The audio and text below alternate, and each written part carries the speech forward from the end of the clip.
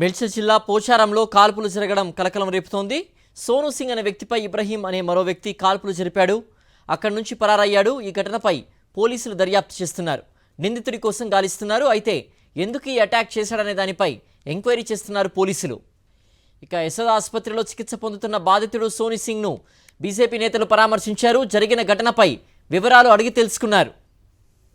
ఇబ్రహీం అనేటువంటి వ్యక్తి స్వయంగా ఓల్డ్ కార్లో వచ్చి ప్రశాంత్ని పిలుచుకొచ్చి ఇవాళ ప్రభుత్వం ఎటువైపు ఆలోచిస్తుందో మనకు అర్థం కావాలి. ఈ ప్రభుత్వం సంపూర్ణ బాధ్యత తీసుకోవాల్సి ఉంటుందని చెప్పి హెచ్చరిస్తా ఉన్నాం. ఈ సంఘటనలు కనుక పునరావృతం కాకుండా ఉండాలంటే ఎవడైతే దీంట్లో భాగస్వాములు అయ్యిందో తక్షణమే అరెస్ట్ చేయాలి, తక్షణమే పనిష్మెంట్ చేయాలని చెప్పి మేము డిమాండ్ చేస్తా ఉన్నాం. నిన్నెట్లయితే నిజామాబాద్లో ఇలా దొంగలు స్వయంగా పోలీసులే చంపి ఛాలెంజ్ చేసేదో ఇవాళ ఇంత భయం లేకుండా ఇవాళ రెండవ ఛాలెంజ్ ఇక్కడ చేయబడింది. కాబట్టి ఇవాళ లక్షలాది మంది కోట్లాది మంది మనోభావాలను కాపాడాలంటే ఈ ప్రభుత్వం తక్షణమే స్పందించి వాళ్ళందరినీ కూడా అరెస్ట్ చేసి చట్ట ప్రకారంగా శిక్షించాలని, రాబోయే కాలం ఇట్లాంటి సంఘటన జరగకుండా ఇవాళ చర్యలు తీసుకోవాలని చెప్పి ప్రభుత్వాన్ని హెచ్చరిస్తున్నాం. ప్రశాంత్ కుమార్ అలియాస్ సోను అనేటటువంటి ఒక గోరక్షకుడు ఎవరైతే గతంలో రాష్ట్ర స్వయం సేవక్ సంఘ్ బీజేపీలో బాగా తిరిగేవాడు. ఈ గోరక్ష చేస్తున్న సమయంలో అనేక సార్లు బెదిరింపులు రావడం జరిగింది. స్థానిక పోలీసులు కూడా అనేక సార్లు ఫిర్యాదు కూడా చేయడం జరిగింది. అయినప్పుడు కూడా అక్కడ స్థానిక పోలీసులు పట్టించుకున్నారు. అనేక సార్లు ఇటువంటి ఒక సంఘటన జరిగిన తర్వాత ఈరోజు ప్రత్యక్షంగా అక్కడ మజ్లిస్ పార్టీ సంబంధించిన కార్యకర్త ఇబ్రాహిం అనేటువంటి వ్యక్తి ప్రశాంత్ కుమార్ మీద గన్ ఫైర్ చేసి తుపాకీతో పేల్చి అతని ఒక లంగ్ కింద బుల్లెట్ ఇరుక్కున్న విషయాన్ని మనం చూస్తూ ఉన్నాం. డాక్టర్స్ అడిగితే సీరియస్గా ఉన్నాడు, ఆపరేషన్ దాకా మీకు చెప్పలేము, ఎందుకంటే ఆయన వైటల్ పోర్షన్ అని చెప్తున్నారు.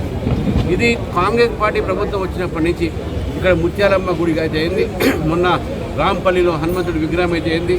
ఇటువంటి ఒక ఆగడాలు బాగా జరుగుతూ ఉన్నాయి. కాల్పుల ఘటనపై మరింత సమాచారం మా ప్రతినిధి అమరేందర్ అందిస్తారు.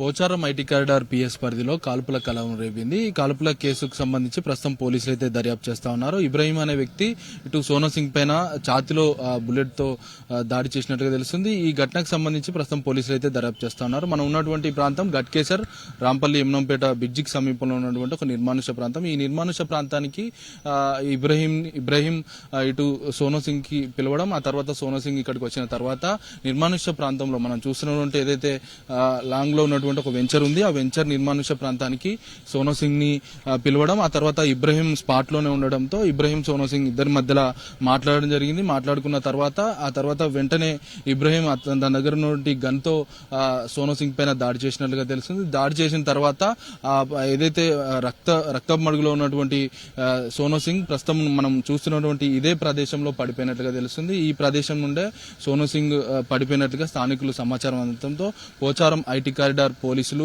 ఘటనా స్థలానికి చేరుకోవడం, ఇబ్రహీం సంబంధించి అతను పరారీలో ఉండడంతో ప్రస్తుతం చుట్టుపక్కల ఉన్నటువంటి సీసీ ఫుటేజ్ ఆధారంగా ప్రస్తుతం దర్యాప్తు చేస్తున్నారు. సిపి కూడా ఘటనా స్థలానికి చేరుకొని వీటన్నిటి కూడా పరిశీలించడం జరిగింది. ప్రస్తుతం ఇక్కడ ఘటనా స్థలంలో చూసుకోవచ్చు, పోలీసులు కూడా ఒక చిన్నపాటి డేంజర్ అనేది ఒక నోటీసింగ్ కూడా ఏర్పాటు చేశారు. ఇటువైపు ఎవరిని కూడా పోనివ్వట్లేదని చెప్పుకోవచ్చు. ప్రస్తుతం ఘటనకు సంబంధించి ఇద్దరి మధ్య గోవుల తరలింపు విషయంలోనే ఈ వివాదం తలెత్తింది. ఆ తలెత్తిన తర్వాతనే ఇద్దరు మాట్లాడుకుందాం, గోవులకు సంబంధించిన ఇన్ఫర్మేషన్ చెప్తానంటూ కూడా సోను సింగ్ ఇబ్రహీం పిలిచినట్లుగా తెలుస్తుంది. బహదూర్ సంబంధించిన ఇబ్రహీం సోను సింగ్ పిలిచిన తర్వాత ఇక్కడ ఇలాంటి కాల్పుల ఘటన అయితే చోటు చేసుకుంటూ స్థానికులంతా కూడా ఒక్కసారిగా భయాందోళనకు గురయ్యారు. అయితే వారిద్దరి మధ్య చాలా రోజుల నుంచి కూడా గోరక్షక్ దళకు సంబంధించిన అతను ప్రతినిధిగా ఉన్నట్టుగా తెలుస్తుంది. ప్రతినిధిగా ఉన్న సమయంలోనే చాలా గోవులను రక్షించడంలో ముందుండి అతను పాత్ర పోషిస్తున్నాడు.